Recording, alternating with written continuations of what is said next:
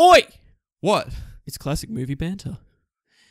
Welcome to episode number 1 Numero uno. of Classic Movie Banter. Hey, it's the classic and movie banter. Hey. We got the movies and the classic and the banter. So yeah, welcome to this podcast. We are now live. Yeah, it's, this has live been from Sydney. Live from Roselle in Sydney, Australia. This has been such a long time coming. I can't tell you. You really can't. Even though this is an audio medium, you still cannot tell us. No, and I won't tell you today. No, you know what? Why? Because this is episode 1. So, So, Nathan, why don't you give us some context as to what we are doing? well, we are doing a podcast about old movies. So, I don't know about you, but I hear a lot of stuff about old movies. You know, like the greats. You know, you got your Godfathers, you got your Citizen Kanes, you've got your Finding Nemos. You know, all the greats, and people, when they watch them or they hear about them, they're just like, you got to see these movies. And I've sat down and I've watched some old movies and I'm like, is this worth my time? Is it that great? Like people who say like, you know, like the original King Kong's amazing. Like, is it? So like I think our job, if we had one, since we're currently both unemployed, RIP. Yeah. Yes. Is to review these old movies and to say, are these old movies essentially worth your time? Yeah. To clarify, we say that an old movie is a movie that is 20 years. 20 years or older. Yeah. Because I don't know, like there's movies I saw when I was a kid that I classify an old movie, but like... Yeah, but you just said Finding Nemo, dude, and that's not 20 years old. That's not 20 yet. years old. But it feels old. Isn't it though? Yeah. Nemo's now an adult, you know. Nemo's with all the other kids, you know. How many years was it till we got Finding Dory again? It was like, was that a 10... 2016? Yeah, because that was a 10-year gap or somewhere like around that. Yeah. Yeah. That's insane. That is insane. So so we're going to do movies that are from 1998 or older. Yeah. Yeah, including our first movie of the podcast. So, Brenton, are you familiar with the film Rocky? I can't say I've seen it before. Yeah. Until now. Until this tonight. evening. Yeah. So, what about you, Nathan? You haven't seen this film either. I have not seen this film. So, today, whatever time you're listening to this, listener, we're going to review Rocky for you and let you know if this movie is worth seeing. Yeah, I think what's special about this show in particular that we're doing is that I think there's merit in like these old movies and like they were considered like greats of their time. Oh yeah. And sometimes they're not. Sometimes they're just finds that we find. Yeah. You know, because we got mates who recommend films and they're just exactly. like, yeah. So the spectrum is wide, but usually I'd say Rocky's considered a great film, isn't it? Yeah. Yeah. In terms of like Rocky, like because there are a lot of sequels to Rocky. Yeah, there are. Which we haven't seen either. So we know literally nothing about this franchise until tonight. This is our first ever viewing of the original Rocky. So shall we get into it? Sure. Let me pitch you this movie. Okay. Brenton. Yes. So Rocky is a film made in what, mid-70s? It is 1976. 1976. There you go. So it's about Italian boxer called Rocky Balboa who lives in Philadelphia, and you know, he's a bit of a bum, bit of a guy going nowhere, and he's been given this opportunity by this dude called Apollo Creed, who's one of the best boxers in the world. Oh, he is. He's the top heavyweight in the world. The best boxer in the world. And he plucks Rocky from simple Philadelphia out of the scum and says, hey, I'm going to verse you in a boxing match. And this film's his journey getting ready for that boxing match, which happens at the end of the film. Sounds like an interesting premise. What an interesting premise. Yeah. Yes, a boxing movie. If you ever thought you'd want to see one, this is it, isn't it? Yeah. Yeah, well, this in terms of my knowledge about the film, this is like known as the quintessential sports movie. Isn't it? As well as the quintessential underdog story is the other thing I hear a lot. Yeah, I heard that too. Yeah. Yeah. Because the only thing I knew about this film going in was it had Sylvester Stallone playing Sylvester Stallone as Rocky. Right, yeah. And it's got its famous montage scene. And it's got that of course. like running up the theme. steps. Yeah. And that's it. I knew literally nothing else about this film. I'd only seen that one. I'd seen that one clip, and it wasn't even the whole montage. It was just that ending where he runs up those stairs. Yeah. So let's just rip the lid off. All right, Nathan, Rocky, give me your thoughts. I really like it. You like it? But I don't love it. I think it's really, really, really good, and it's a fun film. Where do you start with this kind of film? Because let's start with Sylvester Stallone, because like he's the dude propping it all up. Who wrote it as well? Yeah, he wrote this screenplay. Yeah. Yes. He's amazing in this. He's funny. Like, you know what? You cannot help but love Rocky in this film, right? Yeah, I think I'm with you.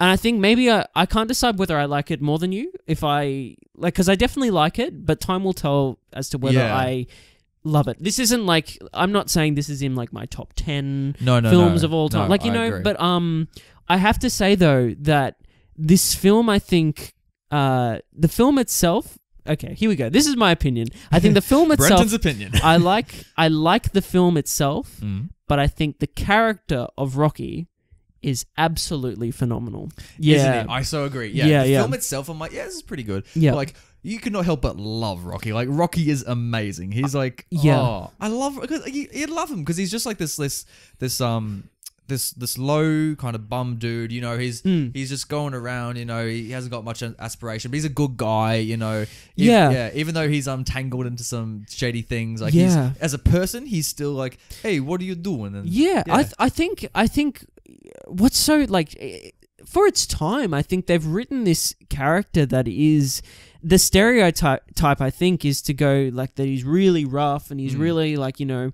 Which he is, but that's not his character. Every choice he makes in this film, he is the most honest person. Isn't he though? And I'll tell you something, I'll tell you this. Yeah, and he can't, he's one of those people that just can't help but be himself. Like there is no, like, and the only other character I'm thinking that just pops into mind is from Inglourious Basterds, you know, Brad Pitt's character. The character that just can't lie, that can't be anything but what he is. Exactly. And Rocky, at his core, is just let's just say he's a good guy. He's just a good guy. Yeah. Like, yeah, and you feel sorry for him. Like, I love the way this film's shot. I think this is a beautifully shot film because it's set in like, you know, mid 70s Philadelphia, and a lot of the shots are just like huge vistas of the city, and then like tiny Rocky just by himself, like walking. I agree, along and the some of my favorite moments in this film are in those wide shots. Yeah. Definitely. I mean, like, we're not going to talk spoilers yet or anything. So yeah. Don't worry about spoilers at this point, in case you want to watch the film. But there's some quintessential moments that happen in this film that are all just shot in an extremely wide shot. Yeah, it's and there's a lot of trains in this film, a lot of old cars. It really captures this place. It's such a mood. This film's almost like film noir in the sense that like you got this really soft piano. Like it's amazing there's no jazz music in this film because aesthetically it looks like that kind of thing. And it's just got that it's always like snowing or you got that cold. You can see their breath in the air, and it's like there's hardly any music in this film. Like I'd say it builds. Yeah, I'd say like at the start, like I was noticing that there was hardly any music, and yet there's this. I think the whole film just continually builds to obviously a resounding climax. Yeah, oh boy. That's the thing. Like the whole film, I was kind of waiting for the montage scene. I thought it was at the start of the film. There was 2 points. I was like, oh, so this is the montage scene, and it wasn't. No. Yeah. Because you know, we watch these films together right before we do these episodes. And so like I was looking over to you like, is this the scene? I'm like, ooh, like there was a moment where we audibly went to each other, this is it. Like this is it. Here we go, boy. Yeah. And then it wasn't. And we're just like going, oh, and we just slump our shoulders like, come on. And like, okay, spoiler if you want to know when the scene is, but it's like right near the end, like right near the end before the fight. Yeah. And I'm just like, it's in the third act. Yeah, it is in the third act. Yeah. And I'm just like, but boy, when it happens, oh, what a scene. I would say I'm thinking like spoilers at the moment, but like everyone knows like this iconic moment. And if you don't, there is an iconic moment in this film, and I have to say that, fuck man, it earns it. It earns it. So, like, and that was my concern going into this. I didn't know honestly if I enjoyed this film. Like I was, because I hear like a lot about this movie, and I'm kind of like, oh yeah. whatever. But but yeah, seeing it like that, and like everyone talks about the scene, how it's so emotional and like how it so makes you feel just so invigorated and awesome. I think that's an appropriate word. Oh, absolutely. But yeah, man, it just earns that moment, doesn't it? Though? Yeah. And a lot of other moments in this movie. So many. I'd say the other thing that it really earns is this kind of central romance. I didn't know this going in, but there was a romantic subplot, and I'm like, okay. Which I won't go into at the moment because obviously of spoilers, but I'll say that I really appreciated its handling of kind of these two characters. Yeah. In a relationship dynamic that I don't think is really explored. That I personally just haven't seen explored kind of in many mediums. Yeah. It's we'll talk more about that in spoilers. Yeah. But so I appreciate it. Yeah. Some criticisms. This film is slow, in my opinion. Like, yeah, there was we both kept, I think, checking the time. Yeah, we did catch it. Yeah, and it is long. And like, there are old films that like are slower paced than what we have today, and like we're well aware of that. And you and I have seen some old films, that kind of stuff. But like, some of my favorite films are super slow paced. But like this one for me felt really long, and I'm like, yeah, and because narratively, not much happens in this film. Like it takes that basic 3-point story structure. It's a very clean screenplay, but also But I think it's a bit sloppy, the screenplay as well. In parts, agree. I think what lets this film down is in terms of that pacing, and I kind of like most of the scenes in this film, but it just sometimes I don't know whether it's the editing. I can't quite place it at the moment, having just seen it so fresh. But it seems to me that there's like a mixture between either the screenplay and the editing mixture that just sometimes it just cuts to something that's one, random, and two, just it goes from like really poignant moments to something that's very dull, let's say. Yeah. And I really appreciate it sometimes because I think that shows kind of Rocky's world that he is kind of just this guy. But at the same time, like it's just it's jarring, isn't it? And not in a good way sometimes. No. Like it's hard to go because when you see this film, like you should know very little going in because like half the joy that is the surprises with the film. But like the film's like main point, like the reason this film exists is for you to fall in love with Rocky as a character. Yeah, and it's kind of like a star vehicle for Sylvester Stallone. Like it's just about like, oh, how great is Rocky? Like like, oh, you little something, like, you know, it's like you just want to give him a hug because he's just, you know, just a low bum and he's the real underdog and that kind of stuff. So the film's not really that invested in his other characters. Like, yes, he got his girlfriend, Adrian. Yeah. Okay, because I heard like Adrian. It's Adrian. Yeah, I looked it up. Isn't that like a famous line or something like that? Yeah, I think so. I think that there's a line. Yeah. But like his best friend I didn't care for. The coach I didn't care for. Like, you know what? Which is surprising. Yeah, because I hear so much about this coach Rocky dynamic that I just didn't really. You know what was a good scene? Oh, actually, no, that's more of a spoiler thing. But that when they have a major confrontation about halfway through the film, you know, at that place, like, I reckon that was a great scene. But you know, I was interested in Apollo Creed. He was a great guy. He had some great lines. He was an interesting guy. He was almost like, I was trying to work out in my head if he was just. Obviously, because in this situation, he has every right to kind of be arrogant, let's say. But I was trying to work out if he was kind of a narcissist at the same time too. He kind of had these tendencies that he just wasn't, one, listening to anyone around him, and two, not really caring. But he was very, like, he claimed that he was an intellectual the whole film. He was well spoken, and he was well spoken, but he didn't really make many smart decisions. No, especially when you eventually watch him fight. And the fight scene. So this movie is building towards this fight scene, and when it happens, like, I kind of found it underwhelming, to be honest with you. I think what's interesting is that this is known as the great sports film. Yeah. And there's two fights in this film.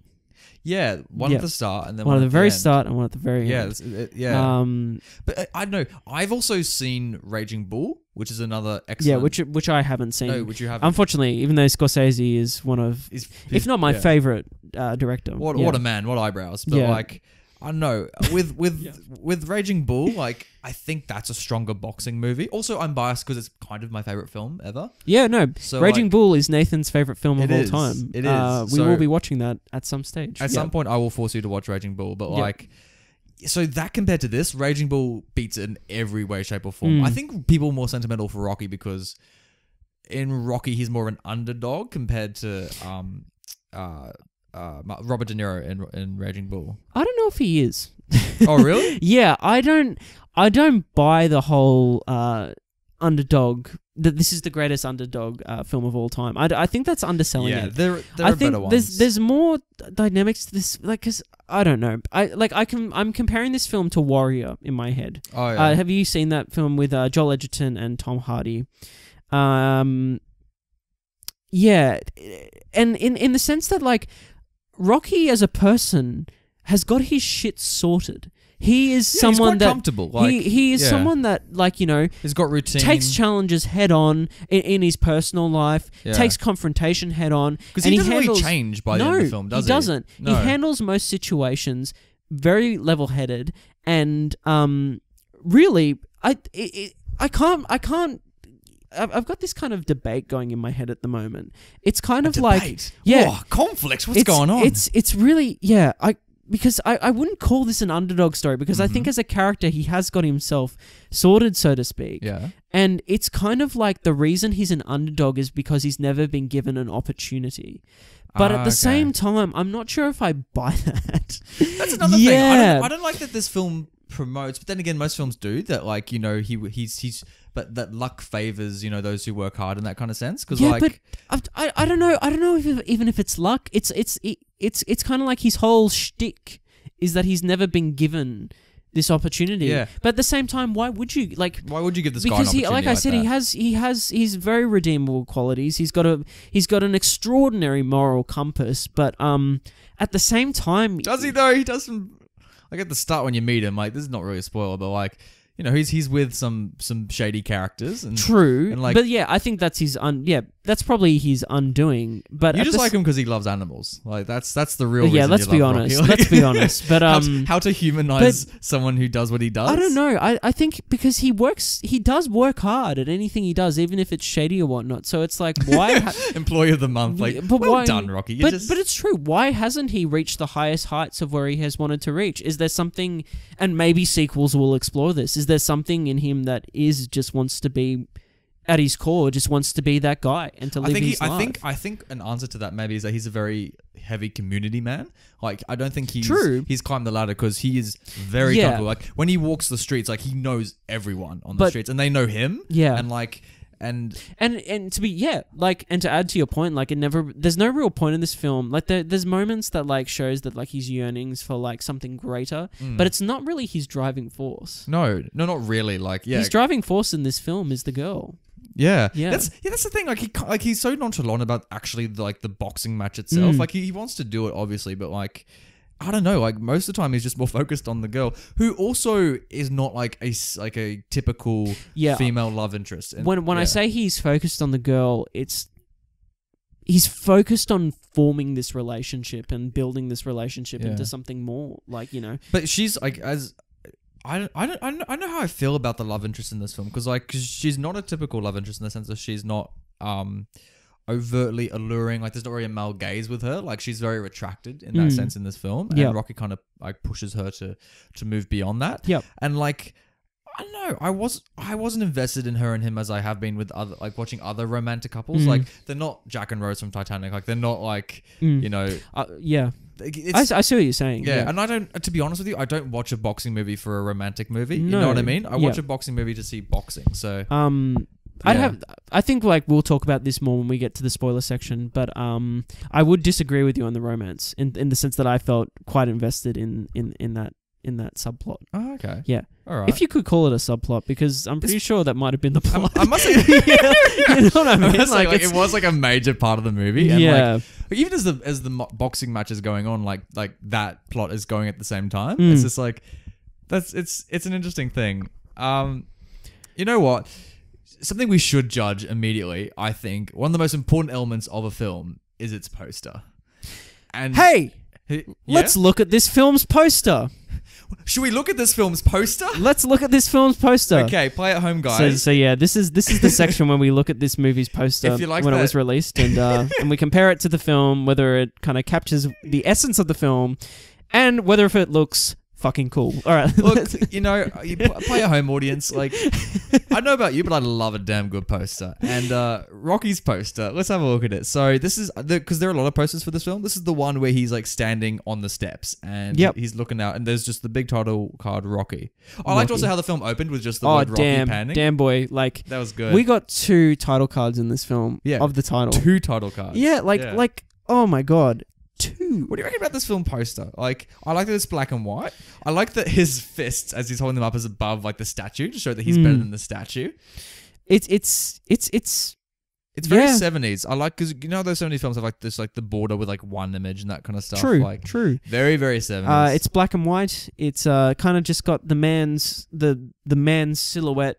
Kind of that iconic moment. I mean, like where he makes it. Yeah. I mean, like there's nothing. Yeah, it's cool. It's pretty good. It's cool. It's simple. It captures that moment that is kind of the moment, I guess, of the movie. It's not my moment of the movie, but it is the moment. Let's say. What? I like this film's poster. I think it's a solid poster. Yeah. If you want to look it up, just look it up online. I think it's the one on Wikipedia that we're looking at. Yeah. It's exactly. It's a good time. So before we dive into spoilers, Brenton. Yeah. Yes, would Nathan. you recommend that people watch this old movie? So if people are on Netflix at the home and they're just flicking through for all these old movies and they see Rocky pop up, it's a Thursday night that they just want to watch a movie, would you say Rocky is worth your time? Watch Rocky. Because that's the reason we're doing this podcast. We're saying, is this worth your time? See, I'm on the fence too. I'm going to give a long-winded answer here. And it's not. We don't do podcasts for long-winded answers, Brenton. Yay or nay? I'm gonna pull the trigger, mate. No, but I really have to think about this one because the context. Do you want to think, and I do? Want, if you're ready to go, I'm go. Ready to go. Yeah. I'm going to say no. Why, Nathan? Because why no? Maybe. Oh, this is so tough. You really have to discuss it. This is our first film because like this is a really on the fence one. Like, actually, you know what? I'm gonna say yes. Okay, and I'll tell you why. Why this film is genuinely worth your time. Because knowing what I know about the sequels, I think they get progressively worse. So I think this is so jump on at the high point. Is that what you're saying? So get on this bandwagon while no, because what saves this film and what makes this film worth watching is that it's a beautiful insight to what Philadelphia was like in the 70s. It's a really good insight into industrial America. I like that. I think it's a smart story about what it's really like to be in the lower class. And all the conventions come with it. I think a background theme of this film is its classism, and I like that it explores that with this boxer. I like that in a boxing movie there is actually, even though this is going to be a little bit contradictory, but I like that there was little boxing and it focused instead on this heavy drama between a guy and his city. And the idea of your identity within your city and how you're so married to that. And so I do think this film does intelligent things. I would not recommend this film if you want to watch a good boxing film. I'd say if you want to watch a good boxing film, watch Raging Bull. But if you want to watch a film that explores a man who happens to be a boxer and just his life in the city, then yes, watch Rocky. So I actually am going to say yes. I like that you picked up on the classism in the film because now that you say that, like, it does handle that subject matter in an intelligent way, I agree. Which we can get into more in the spoilers, obviously. No, but that's an intelligent observation. Oh, thank you. Well done. You're an intelligent observation. Thank you. You can't tell right now, but we're holding hands and lovingly looking into each other's eyes. I mean, yeah, sure. Like if that's what you want, man. If that's what we want our audience to envision, and that makes them happy, there's actually a very thick glass pane between the two of us right now. Yeah. We're actually recording this in prison. Which one of us is behind the glass? You decide, viewers. Send your answers in. No, okay, so would I recommend this film to watch? Well, in the context you provided me before in the question, you said, in a Thursday night, would you want to sit down and watch a movie? No. don't watch Rocky. No. It's not the film to watch. I think it's worth watching though at some point.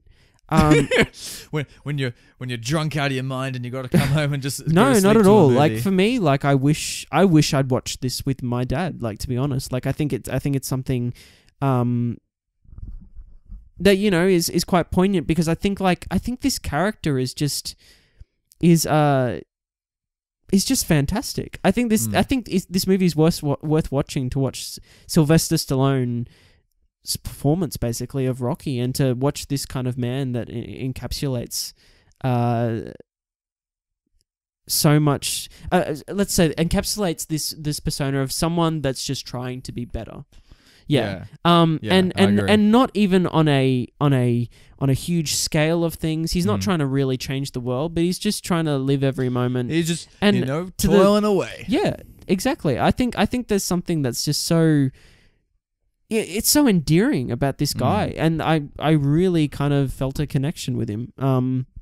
But at the same time, I don't think it's worth sitting down on a Thursday night to watch this film because, as a film, I don't think it's as entertaining as some other films. Like you said, as a sports film, I think there's better sports films. I think you could watch The Fighter with Mickey Rourke. Yeah. I think that's a great boxing film. Let's say I haven't seen Raging Bull, but I can account for Martin Scorsese and Robert De Niro. Yeah. And Joe Pesci. Oh, what a film. But also something like Warrior is great too. Though I would say that Warrior's downfall is kind of, it's not as well shot as this film.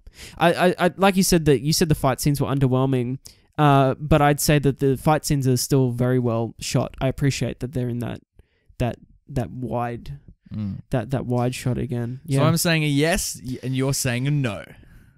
I'm saying that it's complicated. For people starting this podcast, that's exactly what they want to hear. Well, yeah. Well, it's what's funny is it's not going to blow your socks and it's not off. going to blow your mind away. Yeah, There's this film. You know what? It's overhyped. I'll give it that. Yeah, it's not what you think it's. Though I love this character. I love this character, and I love some moments in it. So with that said, should we? So a yes from Nathan and it's complicated from Brenton. Oh. Let's get Fuck off with your complicated. Yeah. Just say no. Own it. Own the no. Own the no. I won't. I will never own the no. Not for this one. I feel I want to save the no for when it's really a no. Okay, oh, fine. Well. Yeah, okay. Yeah. Oh, this is the in between. It's kind of like in Gladiator. When Joaquin Phoenix is holding his thumb out and it's stuck wavering in that in between. Yeah. And just imagine it doesn't go up or down. It just stays there. And the audience doesn't know what to do. You're like literally just jittering. That's right what now. I'm doing. Like, and Russell Crowe's kind of going, "What the fuck, dude?" And yeah. That's where I'm at the moment. All right. So with that being said, let's get to this spoiler section. Okay. And, so hopefully you've seen this film by this point.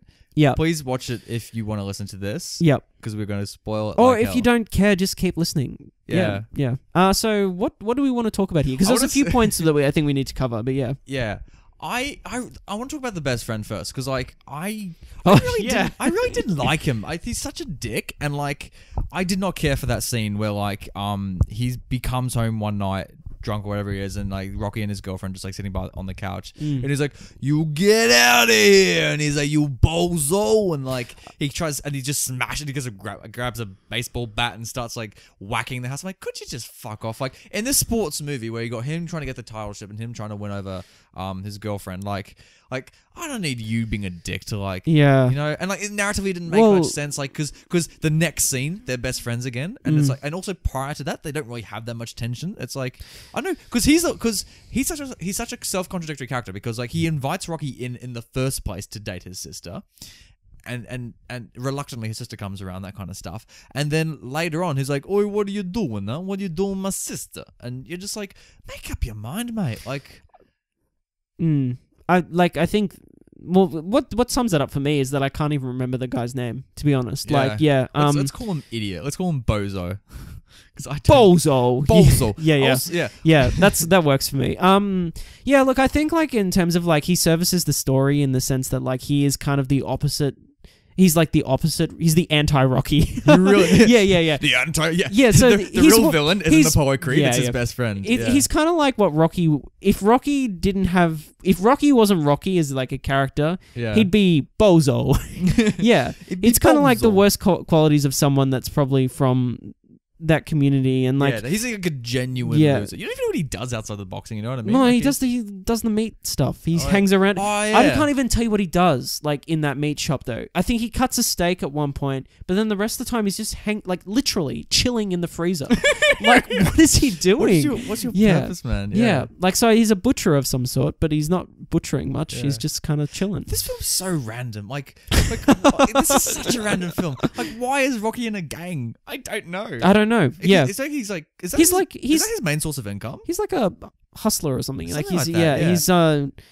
think that is his main source of income. And you got to remember, this is the 70s too. So he earns like $40 from his fight, and he thinks that's awesome. Fine. And that's exactly. Yeah. And he kind of just pedals for that $50, whatever he gets from. That was a moment actually when he the first time you kind of reveals that he's kind of hustling this guy, and he was like he's picking up this cash, and he doesn't get all the cash, and then he comes back to the the gang leader, and the gang leader's like, oh, why didn't you break the guy's thumbs? And he's like, oh, I didn't break I didn't need to break his thumbs. Rocky's like, I don't want to break a guy's thumbs. Yeah, I'm like, basically. Mate, you're hustling. Like, what are you doing? And then I'm kind of like, it's kind of trying to promote this message that he's a good guy. Yeah. And good guy Rocky. That's what they should have called the film. Good guy Rocky. And that's kind of, I guess, my problem with the actual film itself is that, like, Rocky can be a good guy, and he's complicated in that sense, but you don't have to keep making excuses for the fact of what he's doing. No. If that's what he's doing, commit to it. Even if he didn't do that, and like you just saw him go to the pet shop and love the animals, like that'd be enough for like you to think he's a good guy. Yeah. I love his animals. And his little turtles. Oh, his little turtles. I think is it a fighting fish or is it a goldfish? Something I can't tell. That. I love it when he's like, hey, you want to see Moby Dick, huh? Like he's talking to his fish. He's like, I'll show you Moby Dick. And then he just goes and grabs another fish bowl and slams it next to them. You know, usually in films or like any medium, when they have a scene where like the protagonist or whoever is talking to their animals and they're by themselves in an apartment, usually sad music's playing, and it's kind of like a moment of like showing you that this guy's probably lonely. And maybe that was the point. But fuck, man, he was just so happy with those animals. Loved his turtles. Yeah, especially when like, cause his girlfriend works at the pet shop, and that's how like, he connects with her and that kind of stuff. And when she comes home, he's like, "Hey, look at my turtles," and she's like, "I know, I sold you the turtles." And he's like, "Oh, what you gonna do about it?" He's just, and then I loved it when you lost your shit when he got the dog as a gift. Oh yeah, from Adrian. What was the quote? I said because Adrian, his girlfriend, gives him this dog as a running partner to help him train. And what did I say? I said, I think I want to marry this woman. I know. Because okay, let's talk about her for a bit. Because like, I was at the start, I'm like, why are you interested in this woman? She bought him a dog, Nathan. But you don't know that at the start. I'm like, let's talk about Adrian. Okay, so Brendan, if you're like a woman you find like mildly attractive, like she's nice, but you probably don't have a crush on her. You think she's just a mate, and then she buys you a dog. Is that like instant marriage for you? It's complicated. No, piece of shit. No, it's like no. If I knew it was that easy, mate. Like Adrian's dynamic is it is interesting. I think I really liked Adrian because I again, it's more though of a why is he interested in her? Because he's a good guy. Again, you know what's funny? But it comes back. It keeps coming back to that with this. Yeah. He's a good guy because he's liking a chick who's not conventionally attractive. You know what I mean? But no, I think because he's a good guy because he fundamentally understands that there is potential there, that deep down that there could be a relationship there. The love within. You know, I love that scene when he takes off her glasses and hat and he's like, "You look beautiful." And I gotta say, I was cringing and I was extremely worried in that moment. Oh my god, that we were. Oh my god, I thought that was gonna be a rape scene, like genuinely. And I'm like, is this movie taking a really dark turn? And you suddenly realize he's a really bad guy. It reminded me of that scene from Blade. Have you seen Blade Runner? Yeah. The original Blade Runner. Yeah. Well, you know the scene from Blade Runner I'm talking about. Oh yeah, Yeah, I was going, oh no, we're getting one of these, and then it wasn't that because Rocky's a good guy, so he can't do that. Oh my god! Because when she's like, I don't feel comfortable, he's like, oh, neither do I. And then like he traps her in a corner and he just starts kissing her. He's like, I want to kiss you, and then but then thankfully she kisses back and it's consensual. I was I can feel you and me. We both breathed. There was tension in the room. I was going, oh my god, but it was more because I knew that if the film if the screenplay or whatever made that choice that he was gonna, if she wasn't going to consent and we were gonna get a much darker scene, I wasn't so much worried about that. I was worried that the aftermath would just ignore it. That we were like there was going to be no resolution and we were just going to have to accept that happened. Because that's what happens in Blade Runner, like in the sense that she kind of just accepts it, and they have this relationship that's born of this kind of this moment, let's say. But and not to say that doesn't happen, let's say, in the real world, and that isn't, but man, it wouldn't have suited this movie. No. Yeah, no way. Yeah. So thank God that Adrian consented to that, because fuck. And she makes like a full 180 too.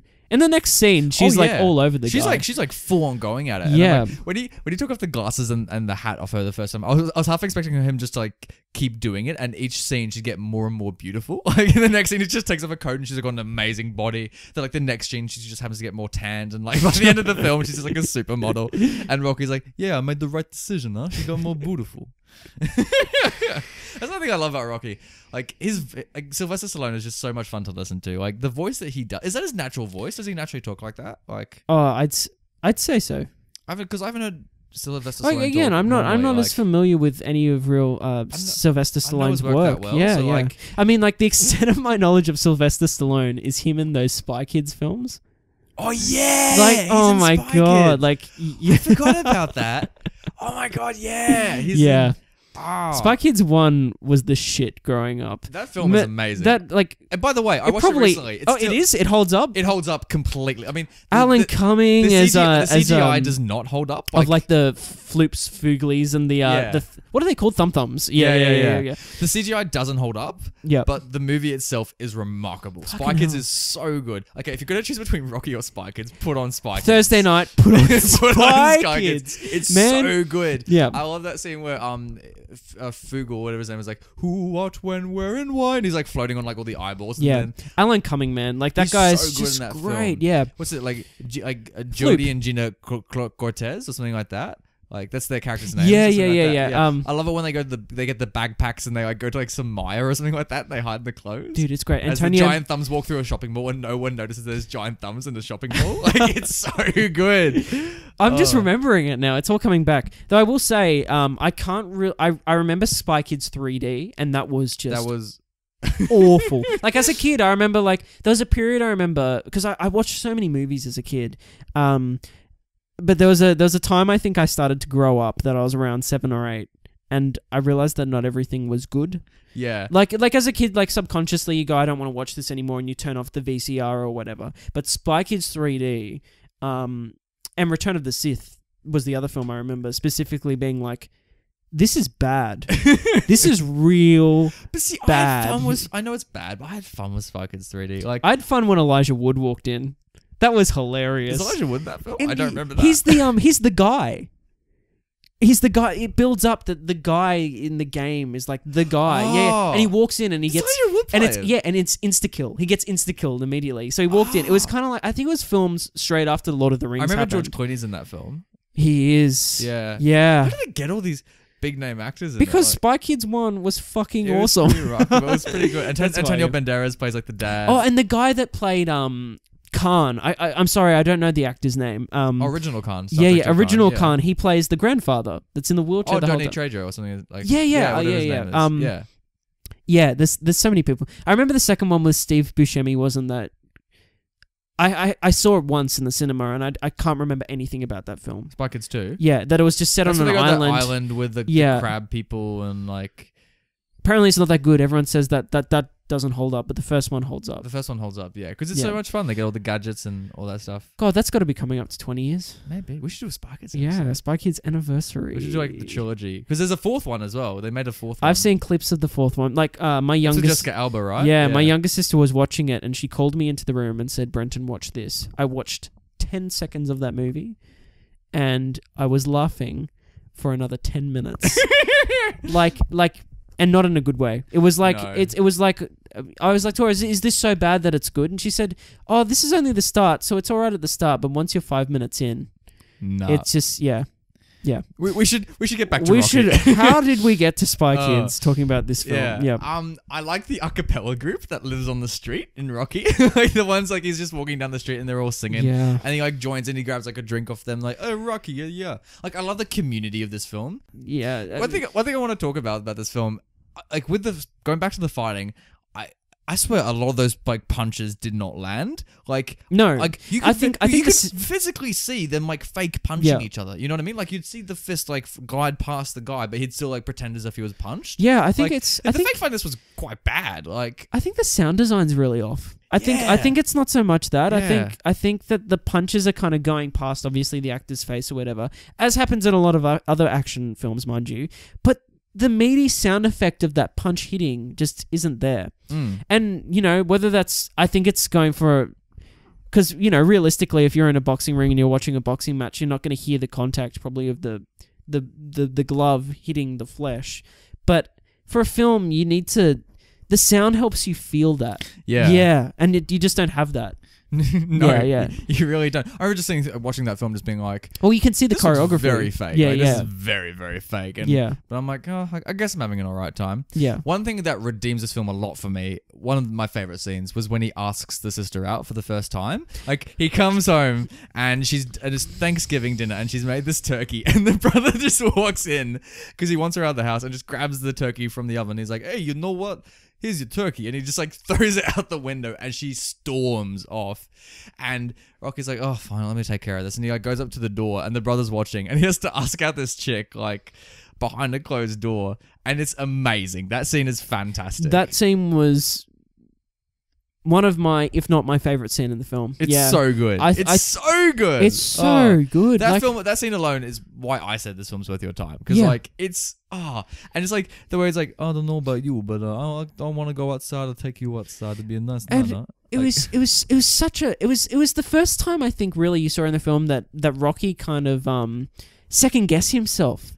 You know, like he thinks like he's top shit, and he's like, "Oh yeah, I'll get this girl. I'll keep trying." And then she keeps saying no. It was nice to see him at that door, like really have to like work for it, and then almost give up in that moment. Yeah. And thankfully for him, it all, and for her, I guess it all works out. Yeah, it does, which is good. But yeah, like I thought that scene was it was a great scene. My note here says that hallway scene is gold. It's gold, Jerry. It's gold. It's too good. Like, oh man, and the scenes following it are pretty good. That kind of like form that relationship at the ice. I love how she asks the ice rink and the it goes from the ice rink to they go to from there to back to his place. Yeah. Before the kiss, before the almost rape scene. Yeah. One of my favorite lines though from like their relationship was when she was like, "Oh, why do you fight?" And he's like, "Well, I can't sing or dance." And I'm like, hey. And he does that, and it's like, and I'm like, I love you, Rocky. Like he's just that guy. He's like a bloke who'd go see it like a bar, and like so imagine Brenton, you and I were going out to a bar, having a big night out, and we end up at like the Shaky or something like that in Surrey, and we're sitting down. We see this guy at the counter who's a little bit shaken. He's got some bruises, and we go up and we're like, hey man, like. How's your night going? He's like, well, I guess I ain't dead, I guess. And then we're like, that's Rocky. That's Rocky. We're like, what do you love about the world? And he's like, well, I don't know. It's not raining. Like, he's just got that that low key optimism. He's so endearing. It's like, I love this character so much. And like at the same time, I can criticize this character for because I think the film kind of protects this character in a lot of ways at the same time. And you don't really explore his flaws. But God, I love him. Good Lord. Even that scene what where he man. just there's this one scene where you watch him drink egg. He just walks up to the fridge and just cracks all these eggs over it, and you just watch him scull it like nothing else. I think for me that was the one moment that he changed. And I pointed out to you because the whole film he drinks a lot of beer. He downs a lot of beer. You see beer bottles littered around his apartment everywhere. Man is an alcoholic. And then he cracks 5 eggs. It wasn't quite half a dozen. And this scene takes its time. It wasn't as much as Gaston, but he cracks 5 dozen eggs into that cup and he downs them, and that's when the music starts to kick in too, and you know that he's changed and he means business. Wouldn't it be amazing? And he wants to win this fight. Yeah. Wouldn't it be amazing if the Beauty and the Beast soundtrack kicked in? It's like, no one drinks like Bucky. My, what a guy. Rocky. No one can scull all the eggs like Rocky. I mean, I mean, and LeFou just shows up. Oh, the brother's LeFou, of course. Oh my God, yeah. The brother is LeFou. Oh my gosh, this film is Yes. Beauty and the Beast. Like that, his girlfriend is Belle. Like she's pretty much trapped in that house. Like he loves his dogs. Like Oh yeah. okay, Rocky is Beauty and the Beast. We've now made that assertion, and it's truth. God, we've gone from what an episode 1. We've gone from Rocky. We've somehow linked that to the Spy Kids trilogy or the Quad trilogy, whatever the hell you want to call it. Yeah. And now we're comparing it to, we're saying Rocky is Beauty and the Beast. You know what? If you play these two films side by side, identical, frame for frame, I reckon they are. Have your child watch Beauty and the Beast and then Rocky, and obviously censor when he says like the girl's a whore, and see if they think they're different films. The correct answer is they're not. One of my favorite quotes in that, I think it was the ice rink scene, was his admittance, kind of, I guess, of his flaw and his flaw he sees of himself is that he's dumb, so to speak. Yeah. And I like that he there was just it's just such a irreverent line from him when he says, "We're just a couple of coconuts. I'm dumb and you're shy." Like, what could I feel like we should in regards to their relationship, I said there was something about their relationship I really appreciated. Oh yeah. And that was the fact that like this girl was really kind of, she almost had like, well, she did. She had like really bad social anxiety. Yeah. Was quite shy. Like at the start of the film in that first scene which establishes her, you see that she kind of like thinks Rocky's a bit cute or whatever, and it's kind of eyeing him off. But you can see how she never acts on it, and is kind of backpedaling the whole time. Yeah, because remember those gangsters are like, "Oh, why are you dating a retard?" So he's like, "Then she's not retarded. She's shy." And then he kind of is just, he can't again help but be anything but himself. Yeah. And I love, like, again, like, Rocky is a great guy. And he just marry him already. He just talks past that until she responds, I guess. Yeah. And again, like, I found their dynamic in that ice rink scene just fascinating, and I wanted it to work out so bad, because I had part of me was like, it'll work out, but then the other part was like, she could just turn out and her first lines from her mouth to him could be, "I hate you, like, I just don't want to be in this situation," and it would have made sense at the same time. And so the tension, I think, was going, what's she thinking? I think she likes him from those few looks at the start of the film, and that was kind of what was keeping me invested. The last line of the film is her going, "I love you," and him going, "I love you too," and that's how the film closes. Yeah. See, that's why it's more of a romantic film than a boxing film. Yeah, like that's the overall question that the film's answering, and I like also that's where it finishes. Like we don't see them like retire or anything like that. Like it ends on like a hanger. Like you have to guess how happy they are. Now, obviously, Rocky has sequels, but like I like that this film. I don't know how it has sequels. I don't know where it goes. Yeah. I don't want it to go anywhere. But like at the same time, you could explore this character more. Like I've criticized some things, and maybe you could tap into that and make him have a few more flaws, a bit deeper or whatever. But I don't know where it goes, because it seems that this was I think it makes this character so endearing is that it's obvious that this is a real passion project for Sylvester Stallone. Well, yeah, because like he wrote this thing. This is his vehicle, like you said. So yeah, where does it go from here? I'm curious. I'm very curious to see what happens. Yeah. So I'm looking forward to when we get there. Like, yeah. And the other thing in terms of spoilers that was very surprising to me was that I just assumed in this film, because it's the great underdog story of, that Rocky would win the fight. Yeah. Yeah, I was really I was really surprised about that. And he doesn't. And he doesn't. Yeah.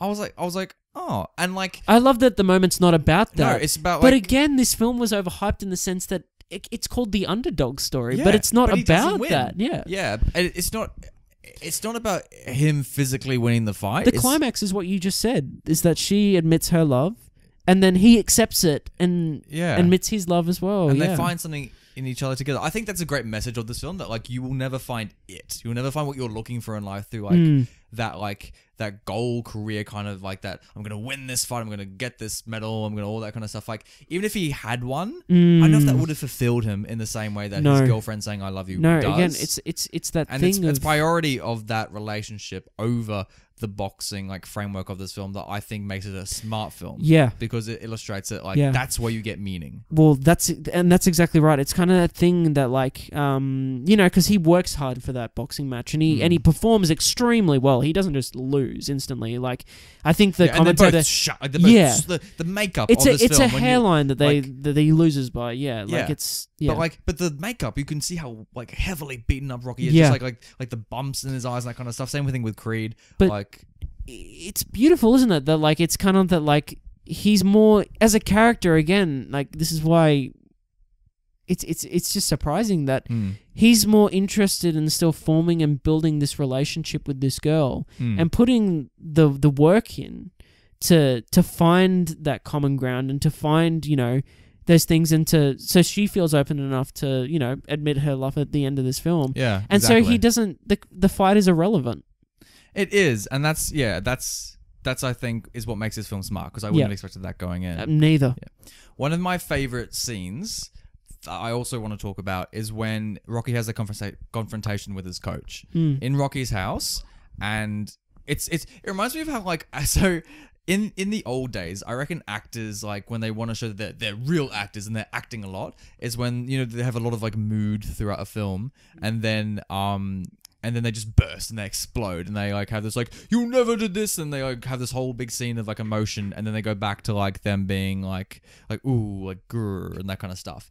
And Rocky had that scene in this film when, like, the coach comes over and he's like, I want to be a coach, and then he's like, Rocky, and then Rocky's like, what did you do? Why didn't you come to me 10 years ago? And, like, Rocky's like, like, fuck you. It's like, if you actually cared about me, you wouldn't have watched me, like, just rot for 6 years at your club, like just working with the gangsters and all that kind of stuff. Like you would have actually trained me to make me something. And Rocky's angry that like he was never given the opportunity. And I'm like, as an audience member, like, well, Rocky, you should have just tried harder because the coach says like, well, why didn't you ever ask? And Rocky's like, oh no, you should have come to me. So I think it's a great scene that reveals his inner confrontation that he never had like the guts to really push himself. Yeah, I don't know how I feel about this scene. I did like it, but I didn't love it. Yeah. I liked some of my favorite moments in that scene is kind of like how that coach goes about addressing, this, I guess, this scenario, and the way he does it is that he talks about himself. And it's like, and you can tell that Rocky just doesn't want to hear it. He wants to get to that point that like, I wanted help for 6 years and you pick now because I'm suddenly someone. Like, this is bullshit, is like, as you were saying that point. But it's such a great, because the majority of that scene is the coach sprouting of who he was and like what he can offer Rocky. And Rocky's just like rolling his eyes at this old man. This 76-year-old old man, I think. Yeah. And it's kind of like I enjoyed that. I enjoyed that this old man was just holding on still to these little things, kind of like Rocky does in his first interaction with Adrian when he shows her these photos of all of his fights. And this 76-year-old man still has his these clips from the paper of his fights in the 40s, I think, or the 20s. Yeah, because he talks about it a fair bit. And like there was kind of like there was common ground, I guess, between the characters, but then and it was cool that like there was stakes in the scenes from both parties in the sense that Rocky, well, not so much Rocky, I guess, but the coach, like, he needs this. He does. He needs, like, yeah, he needs a champion. He needs Rocky to be the best fighter he can be. Yeah, and he is, and that's why I love that growth that he has. Yeah. And though again, like, it's disappointing. Again, another thing I think that's really overhyped is their relationship between the coach and Rocky. Because it's barely part of the film. Like, yeah. And like most of their like heavy lifting is in like the montage of him training and that kind of stuff. But even so, a lot of Rocky's training is personal, of him running and punching the meat and the, Should we talk about the montage, because it's the most pivotal scene. Yeah, like, let's talk about it. You know what? I loved it. And I loved it too. It is, and when that music finally kicks in, because you're waiting the whole film for it, like, it is a moment, and like, it's beautifully shot. You see Philadelphia waking up in the morning, and he's running about, and he's doing this. Hey, yeah, I'm Rocky. I'm gonna be waltzing and stuff. Yeah, I don't have much to say on it because, like I said before, the highest praise I can say is that that's a moment that's known throughout film history. It is, and it's iconic. And it's so iconic. Yeah. And I watch it, and again, what I was worried about was that it was just going to be this moment that was well shot, and it had this great music, and that was going to be it. But it earns it. It really does. The groundwork is made throughout that whole film, and it just leads to that moment. Yeah, and it releases to it. Yeah, it's something special. Oh man, and 100%. Watch the film for that. Oh yeah. And for the hallway scene. Yes. Yeah, for other reasons, but yes. Yeah. Is that it? Is there anything more you want to say on the spoiler section? I feel. Do we need to talk about our good friend Mr. Apollo Creed? I loved him. I love the way he talks. He's like I love his like America angle with his boxing. He's like, this is America. He's like, I thought it was I thought that was really interesting. I thought he was gonna be like a goon, but he's really intelligent and like I love. He's always in a suit and like he's got such braggadocio and he just flaunts his character. I love like I love it when he's like, what do you think about a black man fighting a white man? And he's like, yeah, what do you think about a white man fighting a black man? Like I think he was a great character in the sense that there was that two sides to him, that media personality that could promote this fight, but at the same time, don't be a boxer. And he's trying to in the media, he's trying to push. This is about the boxing. This is about the fight. But behind the scenes, this is for him. This is the most political statement he could make. Yeah, he really makes it into like what is that? He always said like what's his name? It's like Apollo Creed versus the Italian Stallion, and he's like, sounds like a title of a monster movie, and like he's such like a showman in that sense. And then, like, speaking of showman, I love like the actual showman, like the ringleader guy who's just like always smoking a cigar. Yeah, he looks as though he's like about to die any second, like because he's that ancient. But yeah, Apollo's really interesting because it kind of reminds me of. Have you seen or you know about the case, obviously, maybe, but have you seen People versus O.J. Simpson? Oh my god! Yeah. I literally thought of that. I thought of that so much during the film because he's the lawyer. He's Jackie Charles or whatever his name is. He's kind of again. It's trying to make something into a real political issue, a real kind of like moment of justice. I can't believe you said that. for this man, and he achieves that still because he wins the fight in the end. Yeah. I cannot believe you said that. Like, because when I was watching the film, I literally had thought the whole time, like, this is like the guy from the People versus OJ, and the fact that you thought that too, like, he really is the same character. But this is in the 70s. This has been written. Like, that's smart writing. Like, I think that's a really interesting kind of dynamic and a really interesting character. And obviously, this man is smart. Like, even though I said he makes some. I'd say some brash decisions in this film. Yeah. Like, he doesn't really perceive Rocky as a threat. And why would you? Yeah, to be fair to him. I love it when Rocky's being interviewed on the podium. Yeah. In front of the news crew.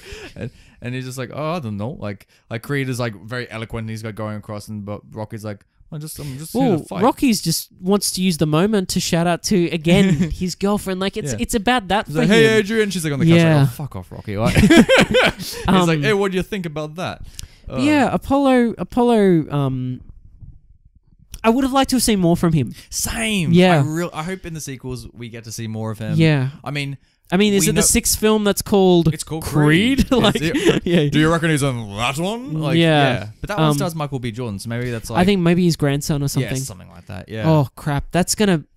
No wonder that film because that film's critically acclaimed. Yeah. Because that just kind of proves the plot. It's going to be about Rocky training the son of his enemy, or the grandson of his enemy. Of Apollo Creed. Yeah. So knowing that, I'm interested. I'm very definitely. Interested. So, that's a direction, but I'm curious as to what Rocky 1, 2 through to 6 is about. So yes. Yeah. For another time. For another time, episode. For another podcast. For another classic banter moment. Yeah. Much banter. Much banter. Much banter. Much podcast. Yes. I think for me that wraps up the spoiler section. Is there anything else for you that you'd like to discuss or talk about in this film? No, I think... In terms of spoilers, I feel okay. Okay, so one thing I'd love to talk to you, Brenton, about it was critics. Now, critics, Brenton, what are they saying? What are the critics saying? I have no idea. Like, from what I understand, that this film won Best Picture. It won Best... Did it really? as far as I know, it won Best Picture, Best Best Picture at the Academy Director. Awards. It may have won a third Oscar as well. Really? And Sylvester was nominated for Best Actor. Yeah. Wow. I wouldn't have guessed that. That's What a great name, by the way, Sylvester. Sylvester Stallone. Yeah. Like, I think of Old Sylvester slap. obviously from Looney Tunes, Yeah. but great name, Sylvester. Sylvester. Yeah. Yeah, I can see. Yeah. Yeah. I love Looney Tunes, man. So. Yeah. Yeah. The Pussycat. Like. Yeah, for sure. Like, Looney Tunes is the best. But So another big point about this podcast is that like we kind of don't trust critics. Like when you want to see a film, normally you just go up to one of your mates who's seen it and be like, oh yeah, nah, should I watch it? And that's normally an indicator. So I want to see what the critics are saying about this film. yeah. So all the critics' reviews, they get collated on this website called Rotten Tomatoes. You probably know it. And so You I'm may just have going to heard go of it, yeah. through a couple of the critics' reviews and some of the audience reviews, and let's see if they agree Compare with us. and contrast. Compare and contrast. Let's do it. Okay, so some of the critics have been saying, so Logan says 4.5 stars. The first sports picture to win Best Picture, Rocky has always been iconic. Yep, pretty much. That's I agree with that. Jacob T says, this is 2 stars. This is one of the most overrated movies I have seen. It is boring and has an awful story. Why do people like this movie? I do not know. He spelled no with an E. yeah. And he ended that with a question mark. Yeah. I must say, like, the story, I don't think the story is awful. No, I would say It's it's not narratively like, you're not watching Shakespeare, but No, like... we've expressed that term that it's overrated, but I wouldn't. That doesn't necessarily mean it's awful. No. I'd say it's in that middle ground. Like, it's not the best movie and it's not the worst movie. It's kind of in that somewhere in there. Okay, so Wesley Lovell from the Cinema Site, this is a professional critic. Yep. Wesley said, rotten, a paint-by-numbers inspirational sports film. Paint by numbers, I guess, but I think at the time this would be one of the first major ones, or maybe not. Maybe I'm an idiot, but like I have no think idea. it's paint by the numbers. Oh, okay. David Schwartz from the World Movie Review says, rotten, Marty like romance tale with boxing gloves.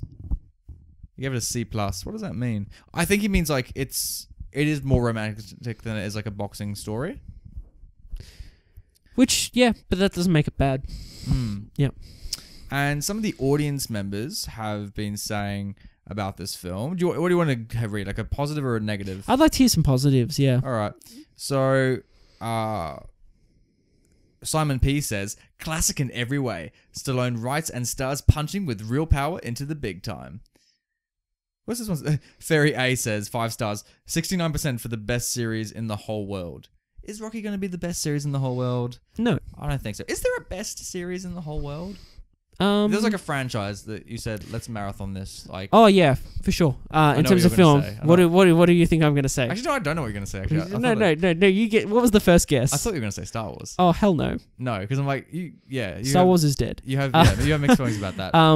No, for me, Lord of the Rings. Including the Hobbit films. No. Okay, I'm saying including the Hobbit films. I can't include the Hobbit films. See? They're two different things. If you're going to include the prequels for Star Wars, you've got to include. Well, the then Hobbit films. if Lord of the Rings, a whole series. I would say no. I would say Lord of the Rings, as the trilogy, is a perfect series. But if you're going to include the Hobbit films in that, which is fair enough, like You sure, should, yeah. then no. I don't think there Then is what's the best series, including all of its installments? I don't think there's one that exists. Harry Potter. No. Whoa. No. It's true. You know what? It's pretty hard to think of a series Because that's longer than a trilogy that's like got... How can that possibly be achieved? That like every film is like... Yeah. Is outstanding. Like Godfather nearly did it from my knowledge. I haven't seen any of those films. But they're all trilogies. I'm talking about series, like longer than 3 installments. Well... Could be Police Academy. Lethal Weapon. Yes. Oh my god. Die Hard. No, Die Hard. Not Die Hard. I haven't seen all the Die Hards, but No. I've seen the first one. I've seen the one that counts. Maybe Yeah. the Marvel films. No. Because there are some pretty. There's shady some ones. duds. No. Yeah. Doesn't exist. So this reviewer Maybe, perhaps, the DCU. Maybe. No. let's Mate, that's not even. let's a get joking, serious. Yeah, that's no. not even a joking thing. Okay, another person gave it 2 stars. Oh wait, actually, no. I really have to think about that though. Like a really good series. Like the actual, like a wonderful, like yeah, it was, like I don't know. I don't think it exists. Or again, it's a trilogy, but the Cornetto trilogy maybe. Actually, yeah, just like Edgar Wright's entire filmography. If that was a series, then yeah, I mean, sure. Yeah, it's just a series in film doesn't really make sense, does it? No, it really doesn't. No. Did you want any more reviews? Sure. I'd like to hear more from the critics, if possible, and positive remarks from some critics. Okay, so Kathleen Carroll of the New York Daily News says, like the movies of Frank Capra, Rocky is a glowing tribute to the human spirit, a chin-up reminder that the decent little guys of the world often accomplish the impossible, if only because they try so hard. Yeah. Yes and no. I mean, he's given the opportunity. Like, if he wasn't asked by Cree to do it, he'd just be still doing the same shit he always did. Yeah, and I think he'd be happy. He would be. He'd be very happy. Yeah. He has his turtles, he has his girlfriend. Like, that's all he needed. So, yeah, sure. Sure. Yeah. What's another 5-star review I'm seeing from a critic?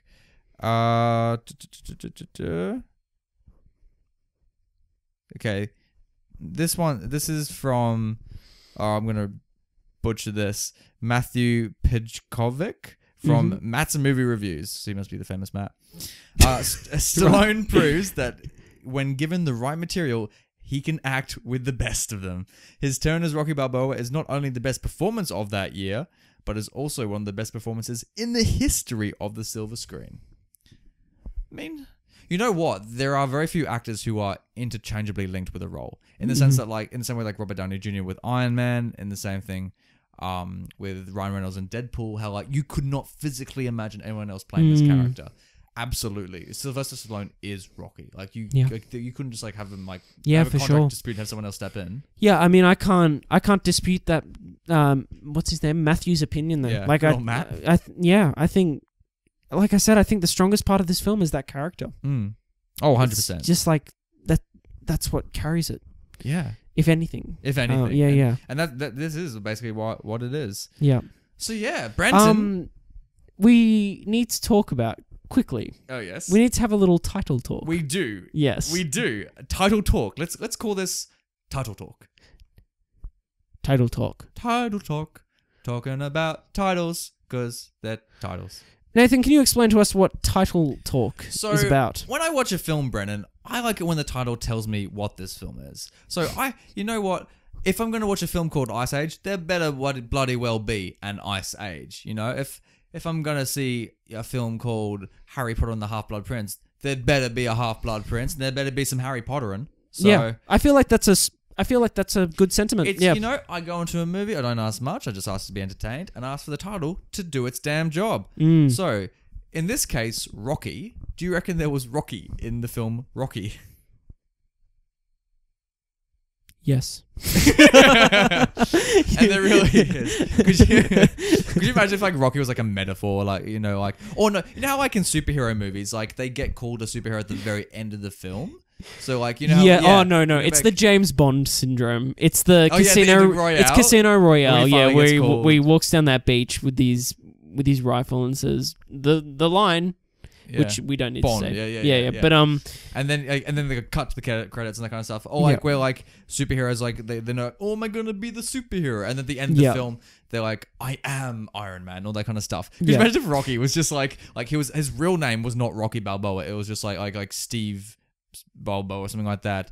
And at the end, Stephen Balboa. Stephen Balboa. And at the end of it, like he wins or something like that. And they're like, you've won. And he's like, yeah, I guess you could call me Rocky. And then it cuts to credits. If that had happened, I'd be like, I was wondering what his name was actually going to be. I was wondering if he was like, I was thinking before the film if it was going to be like it was a nickname because the man ate a lot of Rocky Road, or like you know what I mean? There's like subtle shots of ice cream in the background. But you know, like, man, the title sums it up. I think it's the perfect title. It's the thing that makes this movie again. You go into this film. It's Rocky. It is. Yeah.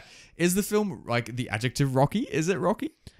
I do think like it's like a rocky road. In some sense, maybe. Maybe. In some sense. Like, I mean, like, I don't know. A description for Rocky could be he's a bit rocky. You know what I mean? Yeah. But he's all right. He's a good guy. He's a great guy. Yeah. Yeah. Yeah, title works. I mean, what else would you call it? Romantic film with sometimes boxing. I like Rocky better. yeah. This is why I'm not coming up with the titles. Maybe, but like can we call it Rocky and his turtles? We can call it Rocky and his turtles. Rocky's day at the pet store. That's what it's really about in the end of it. Yeah. It's just him going through a pet store for an hour, being like, yeah. The sequel's actually all set in the pet store. Like, it ends up just being a boxing match and that. Yes, please. Please. Yeah, where are they? Again, my biggest question is, where are these sequels going to go? I'm so curious, man. Yeah. But that is for another time. In another episode of Classic Movie Banter. Final thoughts on Rocky. I mean, we've talked around this film a lot, and I still say watch it. I said, I think it's worth watching, but you just said before it wasn't. I think no. I think said it's complicated. I said it's necessary watching because of what it is. Oh my gosh, you're so going against what you said before. I started my statement before saying that like you should watch this film at some point. Mm-hmm. What point? What would be the ideal conditions to watch this film? Before you go to a boxing match? I feel like it's not really a communal film. I feel like you should just watch it if you want to watch a movie by yourself. Maybe if you're down the dumps, because it is a kind of sad film in a way. Yeah, why not? Yeah. Why not? Maybe if you're down the dumps, put on... Actually, yeah, that's a good... Yeah, probably if you're down the dumps. I don't think this is the film you pop on a family night. Like... No. I think... There's other films that are better for that, but just when you're by yourself and you're like, I want to watch something, like you said, feeling a bit down the dumps, pop on Rocky. Yeah. But yeah, those are the final. As a film, it's okay. Yeah. But as a character, Rocky's a good guy. He's a good guy. I like him. I'd have a beer with Rocky. I do like Rocky. Yeah. Definitely. So yeah, that was episode 1. We did it, Brenton. We did episode 1 of Classic Movie Banter. Could you? And we'll never do it again. I feel like it's just been such a long time coming. But it's been a pleasure. It's been fun. Thank you for coming to my house and deciding to record this amazing episode. Because it's a long process. Because you and I come to my home, we sit down, we put on the film, we sit through the whole film. We don't talk. We don't discuss it at all. We don't talk about it at all. And then we pop.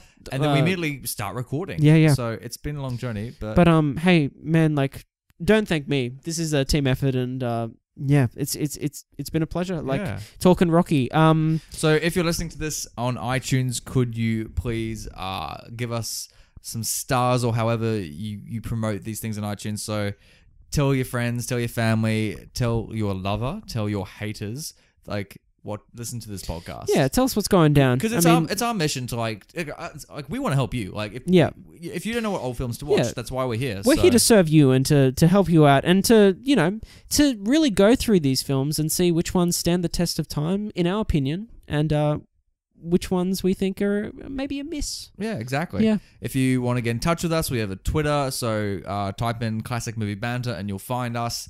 And you can tweet at us because it's much more easier than it's short and sweet. Just let us know if you like it or not. If you have any feedback, we'd appreciate it. Or if you got any movies you'd want us to see, you're just like, hey, I don't want to waste 2 hours of my life and then to watch a dumb film. So let us know if it's good or not. For sure. Any feedback is really much appreciated at this stage. I mean, it's episode 1, so let's see where it goes, man. Yeah. Tell us what's bad. Tell us what's good. Yep. And we'll go from there. Yeah. But until next time, this is the boys from Classic Banter. Yeah. Nathan and Brenton signing out. Have a good week, guys. Have a good week. Cheers. Bye. Bye. Cheers. Bye. Bye. Cheers. Bye. Bye. Cheers. Bye. Bye. Cheers.